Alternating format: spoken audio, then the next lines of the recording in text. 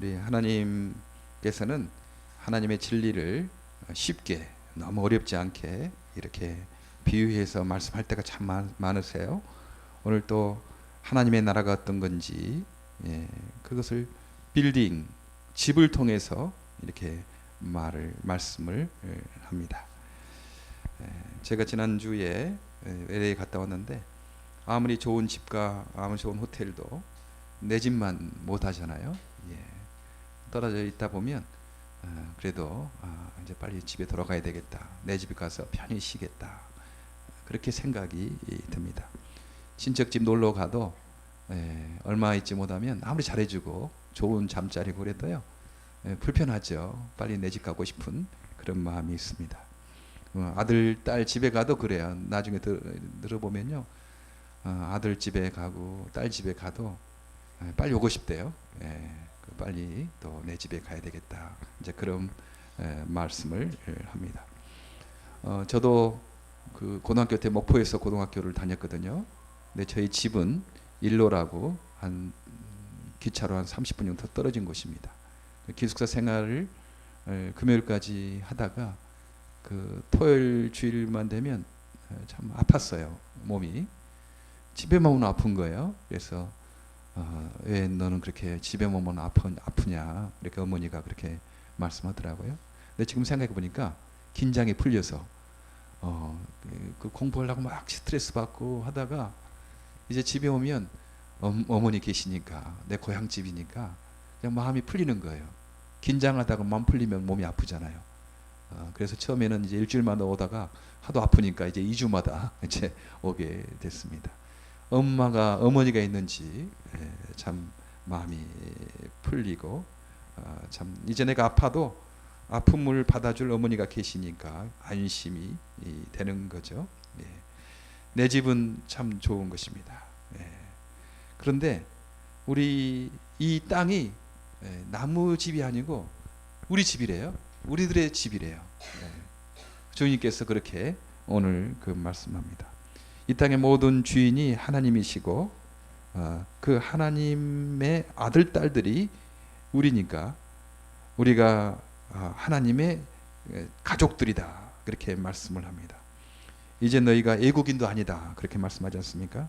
이제부터 너희가 외인도 아니요, 애국인도 아니다, 그리고 손도 아니요, 손님도 아니다, 나그네도 아니다, 오직 성도들과 동일한 시민이요, 하나님 나라의 시민이요, 하나님 나라의 가족들이다, 그렇게 말씀을 합니다.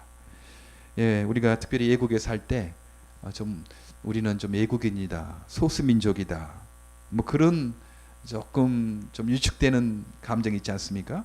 언어도 우리가 소통을 다른 언어를 쓰니까 언어도 쓰는 것도 그렇고, 우리 인구가, 우리 민족이 적잖아요.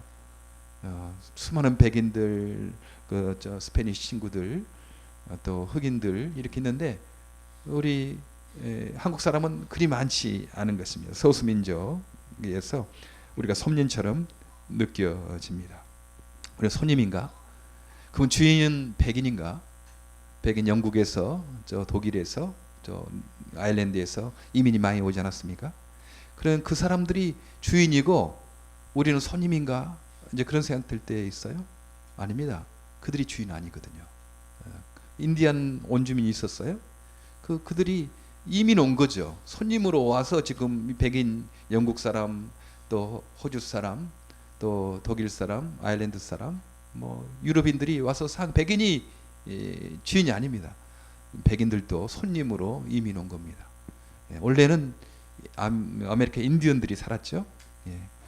그러면 아메리카 인디언들이 주인인가? 그것도 아닙니다. 뭐 아메리카 인디언들이 뭐 미국 땅을 만들었습니까? 바다를 만들고 숲을 만들고 나무를 만들었습니까? 그렇지 않아요. 인디언들이 여기서 그냥 살게 된 거죠. 주인이 아닙니다. 누가 미국 대륙을 만들었습니까? 누가 미국 산을 만들고 나무를 만들고 바위를 만들고 꽃을 만들고 그랬는가? 온 세상을 만드신 하나님, 그분이 주인이시죠. 그분이 주인이시고 우리는 그분의 아들, 딸들, 우리는 자녀들이고, 그러니까요, 아버지의 아들, 딸들이 주인이죠. 우리는 이 땅에서 나그네나 소수민족이다 뭐 그렇게 위축되어 살지 말고 손님이라고 생각하지 말고 우리는 주인이다. 예. 그런 주인의식을 가지고 살아가야 됩니다. 예. 그 주인의식을 가지고 살아가야 되는 거죠. 주인의 아들로서 딸로서 긍지와 자부심을 가지고 그리고 책임감을 가지고 살아야 한다는 것입니다. 주인의 아들 딸들이니까 긍지와 자부심을 가지고 책임감을 가지고 이렇게 하는 거죠. 예, 백인들이 우리 가게 오면 우리가 손님들 오시는구나. 나는 우리 주인인데 그런 마음으로 하게 되는 겁니다. 조금 여기 이상한 거 조금만 들어주시길 바랍니다. 조금만 다시고요. 네. 그래서요, 우리는 미국의 덕을 보고 살 것이 아니고 미국이 우리 덕을 보고 살게끔 그런 마음 가지고 살아야 되죠. 우리는 손님이나 소수민족이나 뭐 그래서 위축돼서 그 주류 주인들의 어떤 좀 이득을 좀 보고 살까 이런 태도가 아니고 우리는 하나님의 아들이고 딸이니까 우리가 미국 덕을 보고 살 것이 아니고 미국이 주인된 우리들의 덕을 보고 살도록 그런 긍지를 가지고 살아가야 되지 않겠습니까? 예. 가끔 이제 우리 한국 분들이 가난한 분들은 어쩔 수 없이 노인이 되면 이제 양론 요양원 들어가지 않습니까? 뭐 재산이 없으니까 그 이제 집에서 혼자 살 수 없고 그러니 요양원 양론에 들어가게 됩니다. 그건 너무 가난하니까 그래서 해야죠. 집에서 누구 아들 딸이 보살필 수도 없고 또 자기 혼자 스스로 돈이 없으니까 여기는 복지 시설이 잘 돼 있어서 이제 돈 없는 분들은 양로원 요양원에 거기서 먹어주고 재워주고 하는 것입니다. 그래서 지금 이 뉴저지 뉴욕에 양로원 요양원이 많이 생겼어요. 우리가 한 10년 전에 미국 처음 뉴저지 왔을 때 하나도 없었거든요. 근데 우리 미랄이 참 감사한 것은 그래도 미랄 때문에 그 양론이 많이 생겼습니다. 지금 버겐 양론, 미랄 단원이 처음 시작했거든요. 그때 많은 분들 기도하시고 그렇게 해서 됐어요. 지금은 양론들이 많이 생겨서 서로 할머니 할아버지 모셔가려고 그래요. 그때 당시는 할머니 할아버지들 그 딸들 아들들이 미안하는 거예요. 자녀들 손자 손녀들 키우러 왔는데 손자 손녀들 다 키우고 떠나고 할머니 할아버지만 집에 남는 겁니다. 그러니까 얼마나 운전도 못 하시고 그러니까 부모님들 할머니 할아버지 참 애롭고 또 자녀들이 뭐 직장 나가야 되니까 너무 참 서로 미안한 거죠. 근데 요양원이 생겨서 이제 그곳에서 식사도 하고 예배도 드리고 즐거운 친구도 만나고 그러니까 참 좋아요. 우리가 그런 일에 쓰임 받았습니다. 감사한 일이죠. 네. 그런데 거기는 대부분 재산이 없는 사람들이 메디케이드로 양로원에 들어가게 됩니다. 그런데요, 가끔 보면 돈이 좀 있는 사람들이 충분히 자기가 이렇게 돈을 지불하고 살 수 있는 사람들이 재산을 그냥 다 처분하고 아들 딸 다 주고 자기가 아무것도 없는 것처럼 하고 요양원에 들어가는 경우도 있거든요. 그건 조금 생각해 볼까요? 네, 그건 우리가 돈이 있는 사람들이 돈이 없는 척하고 그 재산을 다 팔아서 자기 아들 딸 나눠주고 자기가 들어가면 진짜 돈 없는 사람들이 혜택을 못 받거든요. 거기에 몇만 불, 1년에 몇만 불 들어갑니다. 그 노인 한 분당 정부에서 세금으로 몇만 불씩을 지원하는 거예요. 그 이제 요양원을, 양론을 지원하는 겁니다. 근데 나중에 그런 것들이 다 떨어지면 진짜 돈 없고 갈 곳 없는 할머니, 할아버지들이 보호를 못 받아요. 그러니까 우리가 좀 생각을 정말 돈이 없는 분, 너무 가난해서 재산이 없는 분, 그분들은 정부의 도움을 우리가 받지만 돈이 좀 있는 분, 내가 충분히 내 돈을 내서 할 수 있는 분들은 내가 미국 정부의 도움을 받겠나? 더 어려운 사람이 받아야 되지. 그렇게 좀 이렇게 하나님 아들 딸의 긍지로서 그렇게 하시기를 바랍니다. 저는 좀 걱정이 되죠, 사실. 저는 뭐 내 집, 뭐 내 이름으로 내 차 없으니까 아마 저는 요양원 양론 들어가야 될 것 같아요. 앞으로 할 것 없으니까 전혀 내가 뭐 하는 것도 없고 그러니 아마 요양원 양론 들어가도 저는 욕을 먹지 않을 거예요. 왜냐하면 아무것도 없었으니까 뭐 내가 돈을 페이할 수 없으니. 근데 저는 내가 요양원 양론 들어가기보다는 이래야 되겠다. 미랄 동산을 이렇게 만들게 되면 여러분 그래도 이 방 한 칸 주지 않겠습니까? 여기에 방 한 칸 있어서 그래도 강원호 목사 한 50년 60년 수고했으니까 거기에 방 한 칸 주시면 제가 거기에서 우리 장애인들과 함께 돌보면서 사는 것. 그때 같이 이 미랄 사랑의 집처럼 몸이 힘드니까 뭐 설교도 잘 못하겠고 왔다 갔다도 못하겠고 그때는 여기에서 이렇게 같이 장애인들과 함께 사는 것. 그거 있어요. 그러니까 나는 그래도 요양원은 안 갈 것 같아요. 양로는 아마 그런 미랄 그룹홈에서 살지 않겠나 그런 기대를 합니다. 예. 이번에 그 가서 참 우리가 저 귀한 모임 만남을 이렇게 하게 됐고, 우리가 앞으로 미래를 어떻게 볼 것인가, 우리의 20년 30년을 생각하고 살아야 되잖아요. 지금뿐만 아니고 우리도 다 노인이 되고 몸이 아프게 되고, 우리는 다 예비 장애인이죠. 사실 기도 안 들리게 되고 눈도 안 보이게 되고 다리도 떨리게 되고 뭐 그렇게 사는 거 아니겠습니까? 우리는 다 그런 미래를 미리 준비하고 지금부터 이렇게 사는 것 너무 이렇게 중요합니다. 그래서 우리는 하나님의 아들 딸로 긍지를 가지고 주인 의식을, 책임 의식을 가지고 살아가는 것. 내 집이니까, 내 아버지 집에 살고 있으니까 그렇게 우리는 결심을 해야 될 것입니다. 건물과 그 집이 아무리 내 집이어도 내 집에 사는데 비가 줄줄 새고 난방이 안 되고 그러면 그 집에 살 그 맛이 좀 안 되지 않겠습니까? 아무리 내 집이지만 집에서 참 비가 오면 비가 다 이렇게 방지가 되고, 겨울이면 따뜻하고 여름이면 시원하고 좀 그렇게 쾌적한 환경이면 그래 들어 살만하죠. 내 집에 들어왔는데 집이 너무 추워요. 너무 힘들어.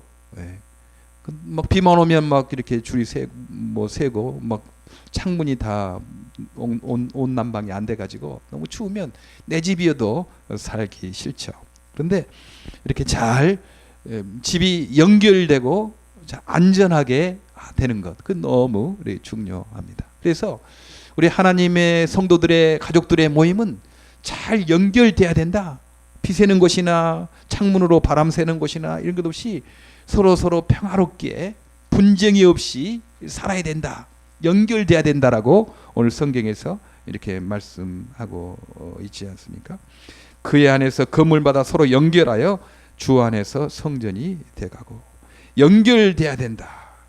막힌 담을 헐어버리고 그 중간에 어떤 거친 것들을 다 이렇게 없애고 하나가 돼서 평안으로 우리가 하나가 돼야 된다. 이렇게 말씀을 합니다. 지금 우리가 꿈토 공사를 하고 있는데 가장 어려운 공사가요, 어떤 거냐면 지붕에 물 새는 거였어요. 지붕이 미국 지붕들이 이상하게 평평하게 이렇게 많이 공사를 하는 것 같아요. 좀 이렇게 각을 세워서 만드는 거면 비나 눈이 쓸려갈 텐데 건물들 보면 위에가 그냥 평평합니다. 왜 그렇게 했는지 모르겠어요. 이 발달된 나라에서. 시간이 오래 가면 지붕이 이렇게 살짝 내려앉죠. 그리고 새기 시작합니다. 지금 저희 건물도 20년 그 워런티 보증이 돼 있는 건물이에요. 그래서 지금 2005년도 했으니까 2025년까지는 워런티가 된 건물입니다. 근데 워런티에도 막 불러도 잘 안 와요. 그래서 물론 이제 늦게 좀 떼우겠지만 일하시는 그 이동수 집사님 이런 분들이 지금 위에 잘 떼우고 있습니다. 그래서 지금 좀 괜찮아졌어요. 그래도 또 조심해서 또 봐야 되죠. 그래서 지금 위에 그 비새는 것, 그 연결된 것, 특별히 이제 위에가 콜타르로 하면 너무 비싸대요. 그래서 요즘에는 라바 고무 재질로 깔고 연결한다고 합니다. 근데 보니까요, 왜 비가 샜는가를 확인해 보니까 고무와 고무 사이가 시간이 됐으니 이렇게 좀 벌어진 거예요. 벌어져서 그 조그만 틈으로 비가 오면 막 물이 새는 것입니다. 보니까 눈에도 잘 안 보이는 조그만 틈, 이 틈으로 막 물이 들어오는 거예요. 그 이음새가. 그럴 수 있다는 거죠. 연결되지 않으면 그 틈으로 물이 들어오게 됩니다. 잘 연결되어 있어야 되죠. 그래야지 물이 안 들어와요. 우리도 이렇게 우리 성도마다 지금 교회를 이루어서 살거든요. 근데 우리 성도 사이에 불화와 싸움과 다툼이 있으면 그쪽으로 물이 새게 됩니다. 그쪽으로 사단이 들어오게 되는 거죠. 그래서 교회를 교회 되지 못하게 불화와 싸움과 다툼이 있는 그런 곳으로 그 만들기가 참 쉽습니다. 사단이 그런 공격을 하니까요. 그래서 우리는 우리 조금이나 틈이 있다든가 그러면 서로 용서하고, 실수가 있죠. 예. 고의적으로 하겠습니까? 다 부족해서 하는 거예요. 인간이 부족하니까 그렇게 하는 것입니다. 여러분, 집안에 무슨 먼지를 여러분이 갖다 놓으려고 그래서 먼지가 쌓입니까? 아니에요. 살다 보니까 내가 의도하지 않았어도 집안에 먼지가 쌓이고 창가에 먼지가 있고 그런 거 아니겠습니까? 우리가 고의적으로 남을 악하게 하는 경우는 없어요. 뭐 한두 명 어쩌다가 일 수 있지만 대부분 잘하고 싶었는데 실수해서 몰라서 깜빡 잊어버려서 못하는 경우가 너무 많습니다. 그러니까요, 우리가 용서를 해주는 거예요. 용서를 해주고 이해해주고 격려해주고, 얼마나 미안하겠어요. 잘못한 사람이 이렇게 있는데 잘못했다고 그러면 얼마나 미안하겠어요. 그러니까 용서해주고 이해해주고 하는 것이 너무 필요합니다. 평안의 맺줄로 이렇게 꽉 묶어라. 그 틈을 세워라. 오늘 에베소 2장은 그러는 것입니다. 계속 말씀이요, 말씀에 중간에 막힌 담을 헐어라. 그는 우리의 평하고 화평이신 둘로 하나를 만드사 중간에 막힌 담을 하셨던 분이다. 십자가로 둘을 한 몸으로 이루셨다. 하나님과 화목하게 평화하게 하고 사람과 화목하게 하셨다. 그렇게 말씀합니다. 아무리 똑똑한 사람도요, 혼자는 못하죠. 기둥 하나밖에 없는 건물이 있을 수 있나요? 똑똑하다고 건물, 자기가 큰 나무라고 혼자 서 있는 건물, 그 건물이라고 할 수 없는 거죠. 아무리 똑똑하고 능력이 있어도 혼자 살 수가 없습니다. 기둥 하나 있는 건물은 있을 수가 없는 거죠. 가장 안정적인 구조, 이렇게 잘 기둥이 떠받치고 있는 것입니다. 연결되어 있을 때 가장 안전하다 하는 것입니다. 그래서 우리 한 사람 한 사람을 대할 때도 참 귀한 사람들이다. 이 한 사람 무너지면 무너진다. 이 한 구멍이 뚫리면 비가 샌다. 그렇게 한 사람 한 사람을 귀하게 생각하는 거죠. 아무리 인간적으로 어떤 사람도요, 너무 귀하다 이렇게 생각하는, 귀하게 대하는 거예요. 제가 이번에 비행기에 가면서 세상을 움직이는 100가지 법칙이라는 책 이렇게 짤막짤막하게 해서 비행기에서 좀 읽고 왔어요. 그런데 거기에 하나에 250명의 법칙이라는 그 법칙이 있더라고요. 어떤 거였냐면, 자동차 판매왕 조 지라드라는 사람이 기네스북에 12번 오를 정도로 세계에서 최고로 자동차를 잘 판매한 겁니다. 조 지라드라는 이 사람은요. 근데 이 사람은 그 여러모로 뭐 참 어려운 환경에 자라다가 이제 자동차 판매를 했는데 거기 자기 적성에 맞은 거예요. 그래서 내가 자동차 판매를 하는데 많이 배운 사람도 아니죠. 근데 어떻게 이 사람이 자동차 판매왕이 돼서 그 기네스북에 12번이나 오를 수 있게 됐는가? 근데 그 250명의 법칙을 안 거예요. 이분이 친구들 결혼식에 가보니까 보통 한 250명 정도 모이더래요. 그리고 장례식에 가보니까 또 보통 250명 정도가 모이게 됐습니다. 그래서 생각하기를, 보통 사람, 아무리 사소하고 보통 사람도 인간관계를 한 250명 정도는 맺고 사는구나 라는 사실을 이렇게 생각하게 됐어요.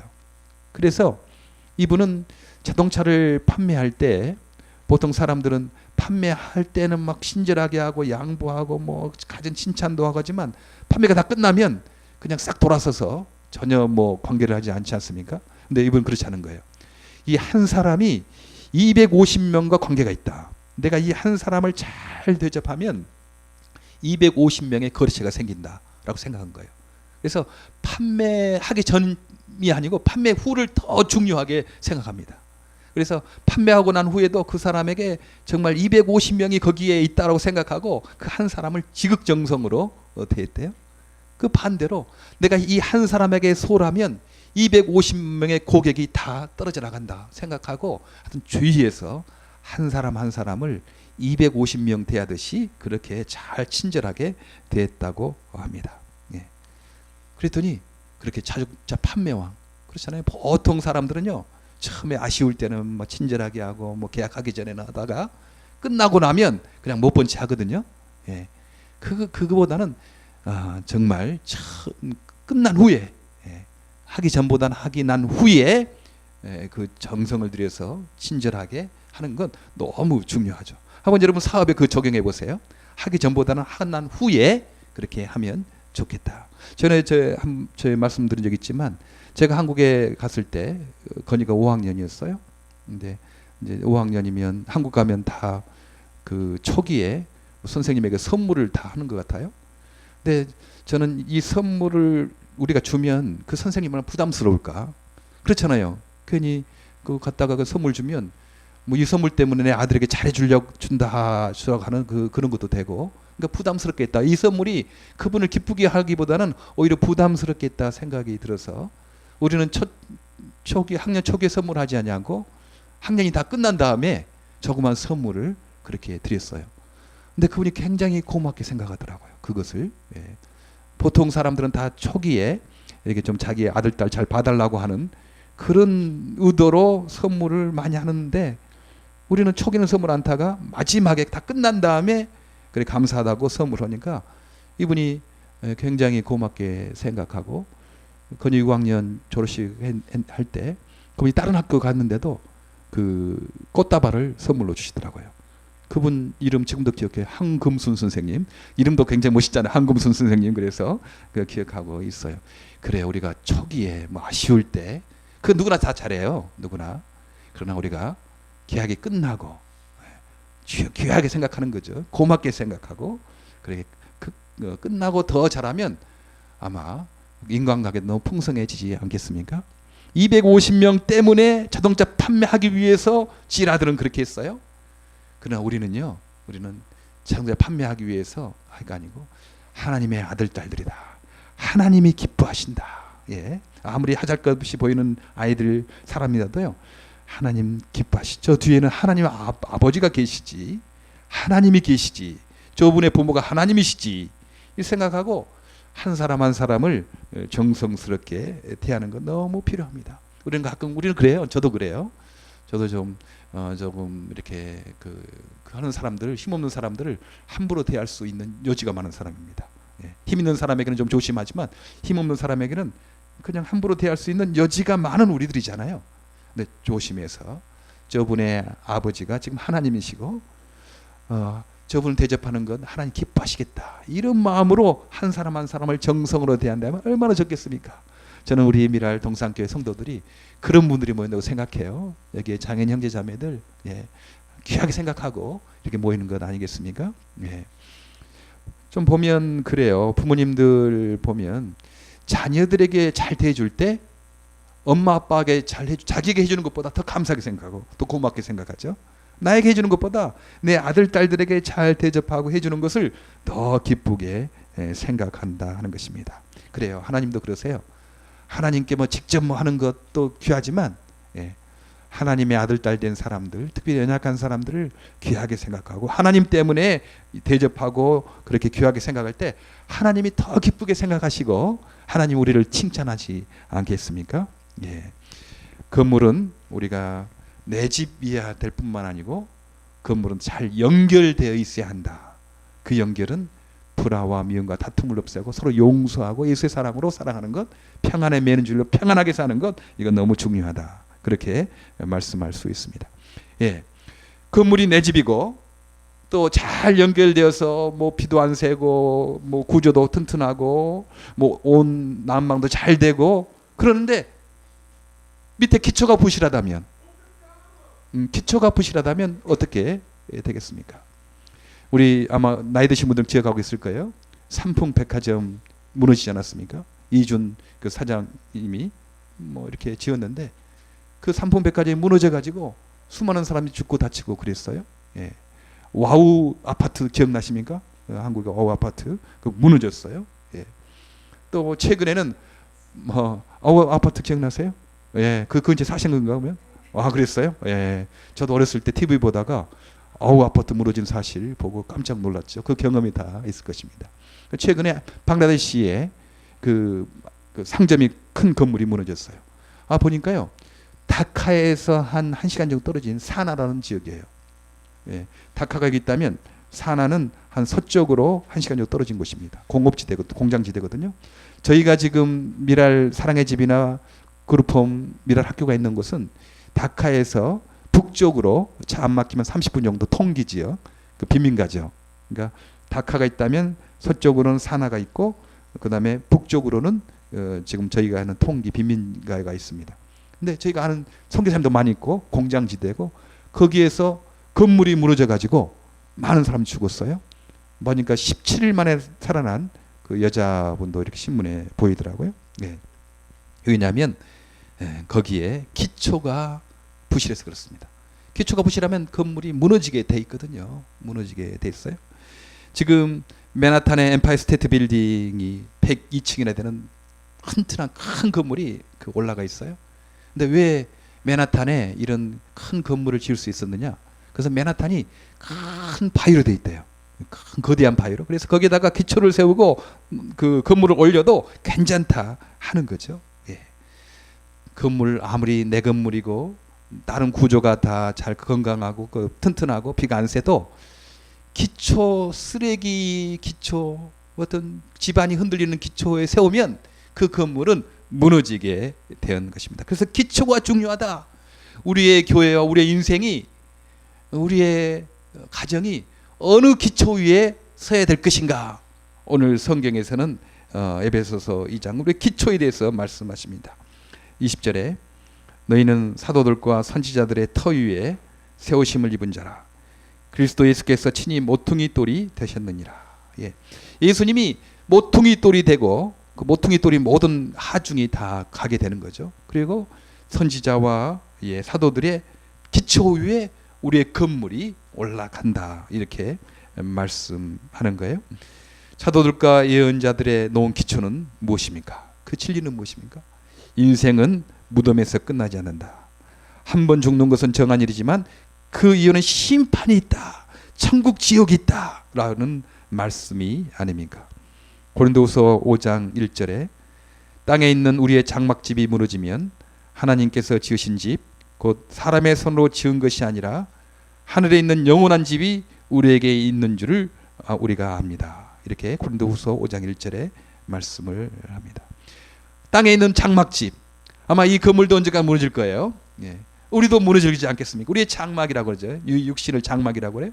우리 장막이 약해지면 다리도 떨리고 눈도 안 보이게 되고 뭐 이도 빠지게 되고 그런 거 아니겠습니까? 낡아지면 언젠가는 우리 육신된 장막이 무너질 때가 있다. 그렇게 말씀을 하는 것입니다. 네. 그러면 사람의 손으로 지은 그 하늘의 영원한 집이 영원한 부활의 세계가 우리에게 있다라고 분명히 증거를 합니다. 네. 저는 천국과 지옥을 가보지는 못했습니다. 그러나 예수님께서 목숨을 걸고 십자가로 죽음을 통하여 증거한 천국 지옥을 저는 믿습니다. 네. 한 번도 거짓말하지 않고 나를 사랑한 친구가 나에게 어떤 말을 한다면 내가 그 말을 믿지 않겠어요? 그 친구는 한 번도 거짓말을 하지 않아요. 그리고 나를 사랑해. 그 친구가 어떤 이야기를 해줬다면 천국과 지옥이 있다더라 했다면 나 그 말을 믿을 거예요. 나 친구 나 거짓말하지 않는 것을 아니까 그 친구가 나를 사랑한다는 것을 아니까 나는 그 친구의 말을 믿을 것입니다. 나를 사랑하는 어머니, 아버지, 할아버지, 할머니가 하는 말 하면 나는 믿을 거예요. 왜냐하면 할머니, 할아버지가 나를 사랑해서 하는 말이니까. 예. 그 말을 저는 믿을 것입니다. 내가 가보지 않았어도. 예. 우리 예수님께서 분명히 나를 사랑하시고 한 번도 거짓말하지 않으신 분이 목숨을 걸고 십자가에서 생명을 내주면서 천국과 지옥이 있다는 것. 예수께서 그 지옥을 가지 않게 하기 위해서 자신의 생명을 주셨다는 것. 그것을 우리에게 증거하셨습니다. 예. 이 세상에서 아무리 건강하고 근심 걱정 없이 돈 많이 갖고 살아도 죽어 심판받게 되면 무슨 소용이 있겠습니까? 그렇죠? 이거 무슨 소용? 이 땅에서 한 7, 80년 잘 먹고 잘 살고 건강하고 아무 근심 걱정 없이 산다고 해도 영원한 죽음의 영원한 세계에 살 때 심판을 받게 되면 무슨 소용이 있겠습니까? 사람들은 세상에 뭐 생명보험을 들게 됩니다. 그 생명보험이 우리의 생명을 연장해 주는 거 아닙니다. 죽은 사람에게 무슨 생명보험이 필요하겠습니까? 그것은 장례 치를 때 그 자손들에게 조금 좋을 뿐이 아니겠습니까? 예. 우리 예수님께서는 우리가 심판받지 않기 위하여 자신의 생명을 주셨습니다. 예. 내 집이고 아무리 좋은 구조를 가지고 튼튼한 집이고 큰 집이고 비가 새지 않는 그런 좋은 튼튼한 집이라도 기초가 부실하면 무너지게 되어 있습니다. 튼튼한 기초를 세야 합니다. 우리가 예수님 말씀 안에 예수님을 기초로 삼고 우리 개인과 가정과 교회와 사회와 국가가 설 때 든든하게 되는 것입니다. 우리 이미 예수 믿는 사람들은 쓰레기 위에 집을 짓는 사람들에게 흔들리는 기초 위에 집을 짓는 사람들에게 반석 대신 예수님 위에 짓도록 우리 예수님을 전해야 합니다. 세상의 모든 것은 무너진다. 돈도 무너지고 건강도 무너지고 세상의 권력도 무너지고 세상의 모든 것은 기초가 부실하기 때문에 무너질 수밖에 없지 않습니까? 그러나 죽음을 이기신 사망을 이기신 예수님의 기초를 두면 거기에 영원한 집들이 튼튼한 집들이 세워지는 것입니다. 이미 기초를 세우신 분은 더 튼튼한 집을 세울 수 있도록 서로 평안에 매는 줄로 서로 묶기를 바라고, 아직 예수님의 기초를 세우지 않는 분은 이번 기회에 내 인생의 장막이 무너질 때, 내가 언젠간 죽게 될 때 기초 대신 예수님 앞에 내 집을 세워야 되겠다라고 결심하는 이 시간 되기를 간절히 바랍니다. 기도하겠습니다. 하나님 참 감사합니다. 오늘 우리가 아무리 집을 세워도 참 그 집이 물이 새거나 또 공사가 부실하면 우리가 살 수가 없습니다. 우리가 서로 잘못도 있고 실수도 있지만 예수님 안에서 서로 용서하고 사랑하는 저희들 되게 하여 주시옵소서. 또한 하나님, 우리의 집들이 영원한 반석 대신 예수님 안에 예수님 위에 세워지게 된 것을 인하여 감사를 드립니다. 세상에 풍파가 있고 어려움이 있어도 반석 대신 예수님 계시면 결코 흔들리지 아니하고, 지진이 나고 홍수가 나고 창수가 나도 결코 흔들리지 않을 것을 믿습니다. 이 반석 대신 예수님 위에 우리의 집들을 잘 세우는 우리 모두가 되게 하여 주시옵소서. 하나님, 예수님을 몰라서 그동안 반석 대신 예수님 위에 집을 세우지 못한 분이 계시다면 하나님, 이 시간 반석 대신 영원한 바위 대신 예수님 위에 집을 세우는 놀라운 기회가 되도록 복을 내려 주시옵소서. 예수님 이름으로 기도하옵나이다. 아멘.